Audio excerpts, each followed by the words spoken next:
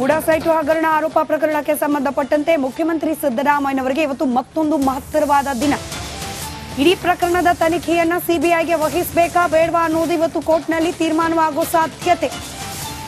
CBI ಕೈ ಸೇರುತ್ತಾ ಮೂಡಾ ಹಗರಣದ ತನಿಖೆ? ಇವತ್ತು ಹೈಕೋರ್ಟ್ನಲ್ಲಿ ಸ್ನೇಹಮಯಿ ಕೃಷ್ಣ ಅವರು ಸಲ್ಲಿಸಿರುವ ಅರ್ಜಿಯ ವಿಚಾರಣೆ ಆಗೋದಿದೆ.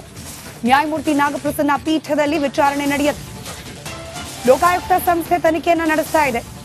ಇಡಿಯಲ್ಲೂ ಕೂಡ ದೂರು ದಾಖಲಾಗಿದೆ. ಆದರೆ ಇದು ಕೇವಲ ಮುಖ್ಯಮಂತ್ರಿಗಳ ಪತ್ನಿಯ ಹೆಸರಲ್ಲಿದ್ದ 14 ಸೈಟ್ಗಳಿಗೆ ಸಂಬಂಧಪಟ್ಟಂತೆ ಅಲ್ಲ, ಬದಲಾಗಿ ಇಡಿಯ ಮೂಡಾ ಅಡಿಯಲ್ಲಿ ನಡೆದಿರತಕ್ಕಂಥ ಅವ್ಯವಹಾರದ ತನಿಖೆ.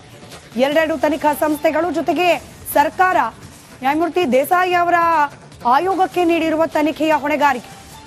3 ಆಯಾಮದಲ್ಲಿ ತನಿಖೆಯನ್ನ ನಡೀತಿರೋ ಸಂದರ್ಭದಲ್ಲಿ ಸಿಬಿಐಗೆ ತನಿಖೆಯನ್ನ ಮಾಡಲಿಕ್ಕೆ ಅನುಮತಿಯನ್ನ ಕೊಡಿ ಅಂತ ಹೇಳಿ ಕೋರ್ಟ್ಗೆ ಹೋಗಿರೋ ವಿಚಾರ. ಕೋರ್ಟ್ ಇದನ್ನ ಯಾವ ರೀತಿಯಾಗಿ ಪರಿಗಣಿಸುತ್ತೆ ಕಾದ್ ನೋಡಬೇಕಾಗಿದೆ. ಮೂಡಾ ಕೇಸ್ ಮುಚ್ಚಿಡೋಕೆ ಮಸಲತ್ತು ನಡೀತಿದ್ಯಾ ಅನ್ನೋ ಅನುಮಾನ. ಸ್ನೇಹಮಯಿ ಕೃಷ್ಣ ಅವರ ಜೀವಕ್ಕಿದೆಯಾ ಅಪಾಯ? ಹಣದ ಆಮಿಷ ಆಯಿತು, ಇದೀಗ ಜೀವಕ್ಕೆ ಕಂಟಕಾನ? ಎಲ್ಲ ಪ್ರಶ್ನೆಗಳಿಗೆ ಉತ್ತರವನ್ನ ನೀಡಲಿದ್ದಾರೆ ಖುದ್ದು ಸ್ನೇಹಮಯಿ ಕೃಷ್ಣ. ಕೆಲವೇ ಕ್ಷಣಗಳಲ್ಲಿ ರಿಪಬ್ಲಿಕ್ ಕನ್ನಡದಲ್ಲಿ ಲೈವ್ ಇರ್ತಾರೆ. ಹಾಗೆ ಕಳೆದ 2-3 ದಿನಗಳಿಂದ ಮೂಡಾ ವಿಚಾರಕ್ಕೆ ಸಂಬಂಧಪಟ್ಟಂತೆ, ಅದರಲ್ಲೂ ದೂರುದಾರರಾದ ಸ್ನೇಹಮಯಿ ಕೃಷ್ಣ ಅವರ ಸುತ್ತ ನಡೀತಿರುವ ಕೆಲವೊಂದಷ್ಟು ಘಟನಾವಳಿಗಳು, ಅದಕ್ಕೆ ಸಂಬಂಧಪಟ್ಟಂತೆ ನೇರವಾಗಿ ಉತ್ತರವನ್ನ ನೀಡಲಿದ್ದಾರೆ ಸ್ನೇಹಮಯಿ ಕೃಷ್ಣ.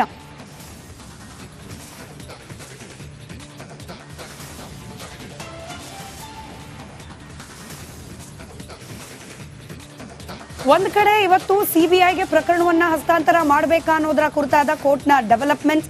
ಇದರ ಜೊತೆಗೆ ಮುಖ್ಯಮಂತ್ರಿಗಳ ಪತ್ನಿಯ ಆಪ್ತರು ಹಣದ ಆಮಿಷವನ್ನ ಒಡ್ಡಿದ್ರು ಅನ್ನೋ ಆರೋಪ ಸ್ನೇಹಮಯಿ ಕೃಷ್ಣ ಅವರು ಮಾಡಿರೋದು.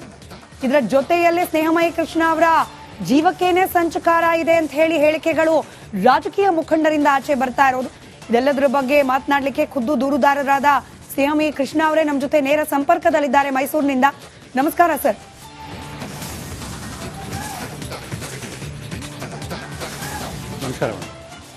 ಒಳ್ಳೆದಾಗಿ, ತಮ್ಮ ಪ್ರಾಣಕ್ಕೆ ಸಂಚಕಾರ ಇದೆ ಅನ್ನೋ ಹೇಳಿಕೆ ಅಲ್ಲಿಂದಲೇ ಉತ್ತರವನ್ನ ಪ್ರಾರಂಭ ಮಾಡಬಹುದಾ? ನೀವು ಕೇಸನ್ನ ದಾಖಲು ಮಾಡಿದ ದಿನವೂ ಕೂಡ ರಿಪಬ್ಲಿಕ್ ಕನ್ನಡ ಸ್ಟುಡಿಯೋಗೆ ಬಂದಿದ್ರಿ. ಆಗ್ಲೂ ನಾವು ಪ್ರಶ್ನೆ ಮಾಡಿದ್ವಿ, ನಿಮ್ಮ ಮೇಲೆ ಒತ್ತಡ ಅಥವಾ ಜೀವಕ್ಕೆ ಅಪಾಯ ಆಗೋ ರೀತಿಯಲ್ಲಿ ಏನಾದ್ರೂ ಸುಳಿವು ಸಿಗ್ತಾ ಇರೋದು ಇದೆಯಾ ಅಂತ ಹೇಳಿ ಬಹಳ ಕಾನ್ಫಿಡೆನ್ಸ್ ಅಲ್ಲಿ ಉತ್ತರ ಕೊಟ್ಟಿದ್ರಿ. ಆ ರೀತಿ ಏನೂ ಇಲ್ಲ, ಹಾಗಾದ್ರೂ ಕೂಡ ನಾನು ಹಿಂದೆ ಸರಿಯೋನಲ್ಲ, ಹೋರಾಟ ಮುಂದುವರಿಸ್ತೀನಿ ಅಂತ ಹೇಳಿ. ಇವತ್ತಿಗೂ ಅವತ್ತಿಗೂ ಸನ್ನಿವೇಶಗಳು ಬದಲಾಗಿದೆಯಾ ಸ್ನೇಹಮಯಿ ಕೃಷ್ಣ ಅವರೇ?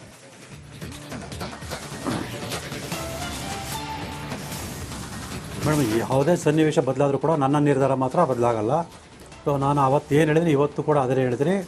ಅವರು ನನಗೆ ಯಾವುದೇ ರೀತಿಯ ತೊಂದರೆ ಕೊಟ್ಟರು ಕೂಡ, ನನ್ನ ಜೀವಕ್ಕೆ ಅಪಾಯ ತಂದರೂ ಕೂಡ ನನ್ನ ಹೋರಾಟ ನಿರಂತರವಾಗಿ ನಡೆಯುತ್ತೆ. ಈ ಪ್ರಕರಣಕ್ಕೆ ತಾರ್ಕಿಕ ಅಂತ್ಯ ಕಾಣುವವರೆಗೂ ನನ್ನ ಹೋರಾಟ ಮುಂದುವರಿಯುತ್ತೆ. ಸೊ ನನಗೆ ಹಲವಾರು ರೀತಿಯ ಒತ್ತಡವನ್ನು ತರ್ತಾ ಇದ್ದಾರೆ ಮತ್ತು ಆಮಿಷಗಳು ಕೊಡ್ತಾ ಇದ್ದಾರೆ. ಸೊ ಇದೆಲ್ಲದಕ್ಕೂ ನಾನು ಬಗ್ದೇ ಇರೋದಾಗ ಬಹುಶಃ ನನ್ನ ಪ್ರಾಣಕ್ಕೂ ಕೂಡ ಅಪಾಯ ತರುವಂಥ ಪ್ರಯತ್ನ ನಡೆಸ್ತಾ ಇರೋದು ಮಾಹಿತಿ ಇದೆ. ಸೊ ಆದರೂ ಕೂಡ ನಾನು ಧೈರ್ಯ ಕುಂದಿದೆ. ಸೊ ನನ್ನ ಹೋರಾಟವನ್ನು ನಾನು ಮುಂದುವರಿಸಿದ್ದೀನಿ. ಆಮಿಷ ಒಟ್ಟೋದು ಅಂದ್ರೆ ಹೆಂಗೆ? ನೀವೇನೋ CC ಕ್ಯಾಮ್ರಾ ಅದೊಂದು ದೃಶ್ಯಗಳನ್ನ ಬಿಡುಗಡೆ ಮಾಡಿದ್ರಿ, ಕಂಪ್ಲೇಂಟ್ ಮಾಡಿದ್ರಿ, ಹರ್ಷ ಅನ್ನೋರು ಬಂದಿದ್ರು, ಮುಖ್ಯಮಂತ್ರಿಗಳ ಪತ್ನಿ ಅವ್ರ ಕಡೆಯಿಂದ ಬಂದಿದ್ರು ಅಂತ ಹೇಳಿದ್ರಿ. ಬಟ್ ಹೆಂಗಿದು, ಏನದು ಆಮಿಷ, ಏನ್ ಮಾತನಾಡಿದ್ರು ನಿಮ್ಮ ಜೊತೆಯಲ್ಲಿ, ಡೀಟೇಲ್ ಆಗಿ ಹೇಳ್ಬೋದು? ಹೌದು ಮೇಡಮ್, ಕಳೆದ ಡಿಸೆಂಬರ್ 13ನೇ ತಾರೀಕು ನನ್ನ ಪರಿಚಯ ಇರೋದಂಥ ಶ್ರೀನಿಧಿಯವ್ರ ಜೊತೆ ಬಂದಂಥ ವ್ಯಕ್ತಿ ತನ್ನನ್ನು ಹರ್ಷಾಂಜಲಿ ಪರಿಚಯ ಮಾಡಿಕೊಂಡು, ತಾನು ಪಾರ್ವತಿ ಅಮ್ಮನವರ ಆಪ್ತ ಸಹಾಯಕ, ಅವರ ಎಲ್ಲ ಯೋಗಕ್ಷೇಮನ ನಾನೇ ನೋಡ್ಕೊಳ್ತಾ ಇದ್ದೀನಿ. ಅವರು ತುಂಬ ಮಾನಸಿಕ ಕುಗ್ಗೋಗಿದ್ದಾರೆ. ಸರಿಯಾದ ರೀತಿ ಊಟ ತಿಂಡಿ ಮಾಡ್ತಾಯಿಲ್ಲ, ಅವರು ನಿದ್ದೆ ಮಾಡ್ತಾಯಿಲ್ಲ. ಹಾಗಾಗಿ ನೀವು ದಯವಿಟ್ಟು ಅವ್ರಿಗೆ ಸಹಾಯ ಮಾಡಬೇಕು. ನೀವು ಈ ಪ್ರಕರಣವನ್ನು ಏನು ಲೋಕಾಯುಕ್ತದಲ್ಲಿ ನಡೀತಾ ಇದೆ ನಡೀಲಿ, ಅದು CBIಗೆ ಕೊಡಿಸುವಂಥ ಪ್ರಯತ್ನ ಬೇಡ, ಅದನ್ನು ಅರ್ಜಿಯನ್ನು ವಾಪಸ್ ತಗೊಳ್ಳಿ. ಸೊ ನಿಮಗೆ ಎಷ್ಟು ದುಡ್ಡು ಬೇಕು ನೀವು ಕೇಳೋ, ನಾವು ಕೊಡಿಸೋಂಥ ಪ್ರಯತ್ನ ಮಾಡ್ತೀನಿ ಅಂತೆಲ್ಲ ಹೇಳಿದಾಗ ಸೊ ನಾನು ಅದಕ್ಕೆ ಒಪ್ಪಲಿಲ್ಲ. ಇಂಥದಕ್ಕೆಲ್ಲ ನಾನು ಬಗ್ಗೋದಿಲ್ಲ. ನಾನು ಹೋರಾಟ ಏನಿದೆ ಅದನ್ನು ಮುಂದುವರ್ಸ್ಕೊಂಡು ಹೋಗ್ತೀನಿ. ಕಾನೂನು ಪ್ರಕಾರ ನಾನು ಹೋರಾಟ ಮಾಡ್ತೀನಿ, ಅವರು ಅದೇ ರೀತಿ ಕಾನೂನು ಪ್ರಕಾರ ಹೋರಾಟ ಮಾಡಲಿ ಅಂತೇಳಿ ನಾನು ಹೇಳಿ ಕಳಿಸಿದ್ದೆ.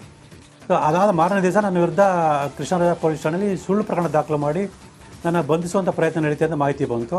ಸೊ ಈ ಹಿನ್ನೆಲೆಯಲ್ಲಿ ನಾನು ನಮ್ಮ ವಕೀಲರ ಭೇಟಿ ಮಾಡೋಕ್ಕೋಸ್ಕರ ನಾನು ಬೆಂಗಳೂರಿಗೆ ಹೋಗಿದ್ದಂಥ ಸಂದರ್ಭದಲ್ಲಿ ಇದೇ ಶ್ರೀನಿಧಿ ಮತ್ತು ಹರ್ಷ ಅವರು ನಮ್ಮ ಮನೆ ಹತ್ರ ಬಂದು ನಾನು ಇಲ್ಲದಾಗ ನನ್ನ ಮಗನ ಜೊತೆ ಮಾತಾಡಿ ಆತನಿಗೂ ಕೂಡ ಈ ಥರ ಆಮಿಷ ಒಡ್ಡುವಂಥ ಮತ್ತು ಒಂದು ಒತ್ತಡ ಹಾಕುವಂಥ ಪ್ರಯತ್ನ ಮಾಡಿದ್ದಾರೆ.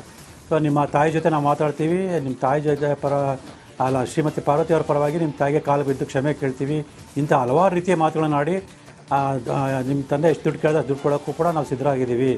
ಹಾಗಿದ್ರೆ ಆತನಿಗೂ ಕೂಡ ಒತ್ತಡ ಆಗಿರೋ ಆತ ಯಾವುದೇ ಕಾರಣಕ್ಕೂ ಇಂಥದ್ದೆಲ್ಲ ನಮ್ಮ ತಂದೆನ ಒಪ್ಪಲ್ಲ, ನಾವು ಕೂಡ ಇಷ್ಟಪಡಲ್ಲ, ಇಂಥ ಮಾತುಗಳನ್ನ ಆಡಬೇಡಿ ಅಂತೇಳಿ ಆತ ಹೇಳಿ ಕಳಿಸಿದ್ದಾನೆ. ಈ ಹರ್ಷ ಯಾರು, ಶ್ರೀನಿಧಿ ಯಾರು, ಅವ್ರ ಹಿನ್ನೆಲೆ ಏನು, ನಿಜಕ್ಕೂ ಪಾರ್ವತಮ್ಮನವರಿಗೆ ಇವರು ಆಪ್ತ ಸಹಾಯಕರ? ನೀವು ಇದ್ರ ಬಗ್ಗೆ ಕ್ರಾಸ್ ಚೆಕ್ ಮಾಡ್ಕೊಂಡ್ರ ಸ್ನೇಹಮಯಿ ಕೃಷ್ಣ ಅವರೇ?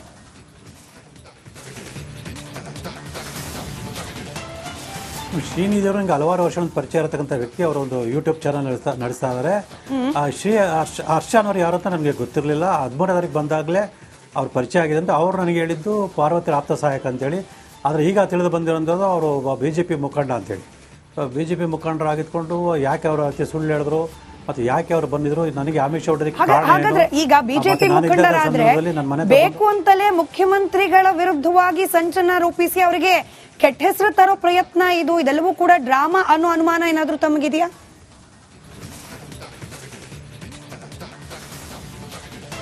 ನನಗೆ ಇಲ್ಲಿ ಹಲವಾರು ಅನುಮಾನಗಳಿದೆ. ಯಾಕೆಂತ ಹೇಳಿದ್ರೆ ಮೋಡ ಪ್ರಕರಣದಲ್ಲಿ ಬರೀ ಕಾಂಗ್ರೆಸ್ ಮುಖಂಡರಾಗಲಿ ಅಥವಾ ಸಿದ್ದರಾಮಯ್ಯ ಕುಟುಂಬ ಆಗಲಿ ಭಾಗಿಯಾಗಿಲ್ಲ, ಎಲ್ಲ ಪಕ್ಷದ ಮುಖಂಡರು ಕೂಡ ಭಾಗಿಯಾಗಿದ್ದಾರೆ. ಸೊ ಬಹುಶಃ ಆ ಹಿನ್ನೆಲೆಯಲ್ಲಿ ಅವರು ಬಂದಿದ್ದಾರಾ ಅಥವಾ ಈ ಕಾಂಗ್ರೆಸ್ ಮುಖಂಡರೇ ಸಿದ್ದರಾಮಯ್ಯ ಪರವಾಗಿ ಈ ರೀತಿ ಕಾಂಗ್ರೆಸ್ನವ್ರು ಹೋದರೆ ಬೇರೆ ಥರ ಸನ್ನಿವೇಶ ನಿರ್ಮಾಣ ಆಗ್ಬೋದು ಅನ್ನೋ ಹಿನ್ನೆಲೆಯಲ್ಲಿ ಇವ್ರಿಗೆ ಬೇರೆ ರೀತಿ ಆಮಿಷ ಒಡ್ಡಿ BJPಯವರು ಹೋದರೆ ಬೇರೆ ರೀತಿ ಇದಾಗುತ್ತೆ ಅನ್ನೋ ಕಾರಣಕ್ಕೆ ಇವ್ರನ್ನ ಪ್ರಚೋದನೆ ಮಾಡಿ ಕಳಿಸಿದಾರೆ. ಸೊ ಈ ಥರ ಹಲವಾರು ಅನುಮಾನಗಳಿದೆ. ಇದರ ಬಗ್ಗೆ ತನಿಖೆ, ಅದಕ್ಕೋಸ್ಕರ ಸಮಗ್ರ ತನಿಖೆ ನಡೆಸಿ ಸತ್ಯಾಸತ್ಯ ಅಂತ ತಿಳ್ಕೊಂಡು ಸೂಕ್ತ ಕಾನೂನು ಕ್ರಮ ತಗೊಂಡ್ರೆ ನಾನು ದೂರಾರ್ಜನೆ ಕೊಟ್ಟಿದ್ದೀನಿ. ಈಗ ಅವ್ರು ಹೇಳ್ತಾ ಇರೋ ಪ್ರಕಾರ ಲೋಕಾಯುಕ್ತದಲ್ಲಿ ತನಿಖೆ ಆದ್ರೆ ಪರವಾಗಿಲ್ಲ, CBIಗೆ ಹೋಗದೆ ಇರೋ ರೀತಿಯಲ್ಲಿ ನೋಡ್ಕೊಳ್ಳಿ ಅಂತ ಹೇಳಿ. ಅಂದ್ರೆ ಲೋಕಾಯುಕ್ತದಲ್ಲಿ ತನಿಖೆ ಆದ್ರೆ ಪರವಾಗಿಲ್ಲ ಅಂದ್ರೆ ಅರ್ಥ ಏನು ಸ್ನೇಹಮಯಿ ಕೃಷ್ಣ ಅವರೇ? ನೀವು ಯಾವ ರೀತಿ ಅರ್ಥ ಮಾಡ್ಕೊಳ್ತಿದ್ದೀರಿ ಇದನ್ನ? ಅದೇ ಮೇಡಮ್ ನನಗೆ ಈಗಾಗಲೇ ಅನುಮಾನ ಇರೋದ್ರಿಂದ, ಏನು ಸಿದ್ದರಾಮಯ್ಯ ಅವರು ಸರ್ಕಾರನೇ ಆಡಳಿತದಲ್ಲಿರೋದ್ರಿಂದ, ಸೊ ಈ ರಾಜ್ಯ ಸರ್ಕಾರದ ವ್ಯಾಪ್ತಿಯಲ್ಲೇ ಲೋಕಾಯುಕ್ತ ಬರೋದ್ರಿಂದ ಸೊ ಅವ್ರ ಮೇಲೆ ಒತ್ತಡ ಹಾಕಿ ತಮಗೆ ಬೇಕಾದ ರೀತಿಯಲ್ಲಿ ವರದಿ ಸಲ್ಲಿಸ್ಬೋದು ಅನ್ನೋದು ಈಗಾಗಲೇ ನನಗೆ ಅನುಮಾನ ಇದೆ. ಇವರು ಮಾತು ವರ್ತನೆ ಕೂಡ ಗಮನಿಸಿದ್ರೆ ಆ ಒಂದು ಹಿನ್ನೆಲೆಯಲ್ಲೇ ಇವರು ಈ ಪ್ರಯತ್ನ ಪಡ್ತಾ ಇದ್ದಾರೆ ಅಂತ ಗೊತ್ತಾಗುತ್ತೆ. ಈಗ ಈ ಹಣದ ಆಮಿಷ ಒಡ್ಡೋಕೆ ಬಂದಿದ್ದು, ಇದ್ರ ವಿರುದ್ಧ ಕಂಪ್ಲೇಂಟ್ ಕೊಟ್ಟಿದ್ದೀರಿ ತಾವು?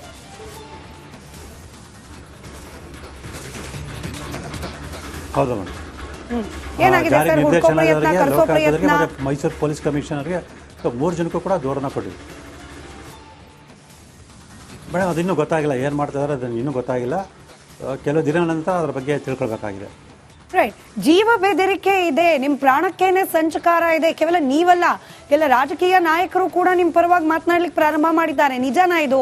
ಬಟ್ ಸ್ನೇಹಮಯಿ ಕೃಷ್ಣ ಅವರೇ, ಇದಕ್ಕೆ ಪ್ಯಾರಲಲ್ ಆಗೇನೆ ನಿಮ್ಮ ಜೀವಕ್ಕೆ ಅಪಾಯ ಆದ್ರೆ ನೇರವಾಗಿ ಅದು ಮುಖ್ಯಮಂತ್ರಿಗಳ ಮೇಲೇನೆ ಬಂದ್ಬಿಡುತ್ತಲ್ವಾ? ಅವರು ವಿರುದ್ಧವಾಗಿ ಹೋರಾಟ ಮಾಡ್ತಿದ್ರು, ಹೀಗಾಗಿ ಅವ್ರ ಕಡೆಯವರೇ ಏನೋ ಮಾಡಿದ್ರು ಅಂತೇಳಿ ಇದ್ರ ಅರಿವು ಸಿದ್ದರಾಮಯ್ಯನವರಿಗೆ ಇರೋದಿಲ್ವಾ?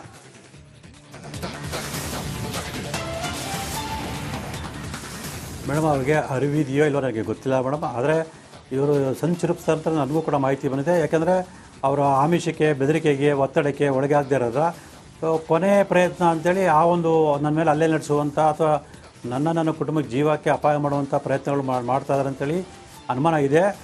ಇಲ್ಲಿ ನೀವು ಗಮನಿಸಬೇಕಾದೇನಂತಂದರೆ, ನಾನು ಆಗಸ್ಟ್ 18ನೇ ತಾರೀಕೆ ನನಗೆ ರಕ್ಷಣೆ ಕೊಡಿ ಅಂತೇಳಿ ಪೊಲೀಸ್ ಆಯುಕ್ತರಿಗೆ ಮನವಿ ಪತ್ರ ಕೊಟ್ಟಿದ್ದೀನಿ. ಮತ್ತು BJP ರಾಜ್ಯಾಧ್ಯಕ್ಷ ವಿಜೇಂದ್ರರು ಕೂಡ DGP ಪತ್ರ ಬರೆದು ನನಗೆ ನನ್ನ ಕುಟುಂಬಕ್ಕೆ ರಕ್ಷಣೆ ಕೊಡೋಕ್ಕೆ ಹೇಳಿದ್ದಾರೆ. ಮತ್ತು ಹಲವಾರು ಸಂಘ ಸಂಸ್ಥೆಗಳು ಕೂಡ ನನ್ನ ಪರವಾಗಿ ಮನವಿ ಪತ್ರನ ಕೊಟ್ಟು ರಕ್ಷಣೆ ಕೊಡೋಕ್ಕೆ ಮನವಿ ಮಾಡಿದ್ದಾರೆ. ಆದರೂ ಕೂಡ ಇವತ್ತಿನವರೆಗೂ ಸೌಜನ್ಯಕ್ಕಾದರೂ ಪೊಲೀಸ್ ಅಧಿಕಾರಿ ನನ್ನ ಭೇಟಿ ಮಾಡಿ ಅದ್ರ ಬಗ್ಗೆ ಒಂದು ಮಾತಾಡುವಂಥ ಅಥವಾ ರಕ್ಷಣೆ ಕೊಡುವಂಥ ಯಾವುದೇ ಪ್ರಯತ್ನಗಳನ್ನು ಮಾಡ್ತಾ ಇಲ್ಲ. ಸೊ ಇದೆಲ್ಲ ನೋಡಿದಾಗ ಇಲ್ಲಿ ಸಾಕಷ್ಟು ಅನುಮಾನಗಳು ಕಾಡುತ್ತೆ ಮೇಡಮ್. ರೈಟ್. ಇವತ್ತು CBIಗೆ ಹಸ್ತಾಂತರ ಮಾಡಬೇಕು ಪ್ರಕರಣ ಅನ್ನೋ ನಿಮ್ಮ ಅರ್ಜಿ ವಿಚಾರಣೆಗೆ ಬರ್ತಾ ಇದೆ ಕೋರ್ಟ್ನಲ್ಲಿ. ವಿಶ್ವಾಸ ಎಷ್ಟಿದೆ, ಹಾಗೆ ಅಗತ್ಯತೆ ಎಷ್ಟಿದೆ CBIಗೆ ಪ್ರಕರಣದ ವಿಚಾರಣೆಯನ್ನ ಹಸ್ತಾಂತರ ಮಾಡೋದು?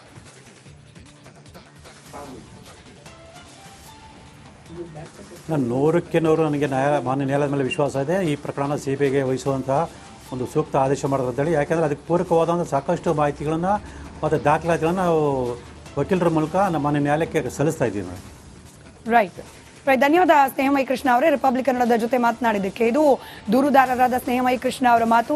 ಪಾರ್ವತಿ ಅವರ ಆಪ್ತ ಸಹಾಯಕ ಅಂತ ಹೇಳ್ಕೊಂಡು ಬಂದಾತ ಹರ್ಷ BJP ಮುಖಂಡ ಅಂತ ಗೊತ್ತಾಯ್ತು. ಆದ್ರೂ ಕೂಡ ಅನುಮಾನ ಇದೆ, ಬೇಕು ಅಂತಲೇ ಈತನನ್ನ ಮುಂದಿಟ್ಟು ಕಾಂಗ್ರೆಸ್ನವರೇನಾದ್ರೂ ಆಟ ಆಡ್ತಾ ಇದ್ದಾರಾ ಅನ್ನೋ ಅನುಮಾನ, ಅಥವಾ ನಿಜಕ್ಕೂ BJP ಅವರು ಕೂಡ ಇನ್ವಾಲ್ವ್ಮೆಂಟ್ ಇರೋದ್ರಿಂದ ಮೂಡಾದಲ್ಲಿ ಬಿಜೆಪಿಯವರು ಕೂಡ ಈ ಪ್ರಕರಣ ಸಿಬಿಐಗೆ ಹೋಗದೆ ಇರೋ ರೀತಿಯಲ್ಲಿ ಪ್ರಯತ್ನ ಮಾಡ್ತಿದ್ದಾರೆ. ಈ ರೀತಿ ಅನೇಕ ಅನುಮಾನ ಇದೆ. ಕಂಪ್ಲೇಂಟ್ ಕೊಟ್ಟಿದ್ದೀನಿ, ನ್ಯಾಯ ಸಿಗೋ ನಿರೀಕ್ಷೆ ಇದೆ ಅಂತ ಹೇಳಿ ಮಾತನಾಡಿದ್ದಾರೆ ಸ್ನೇಹಮಯಿ ಕೃಷ್ಣ.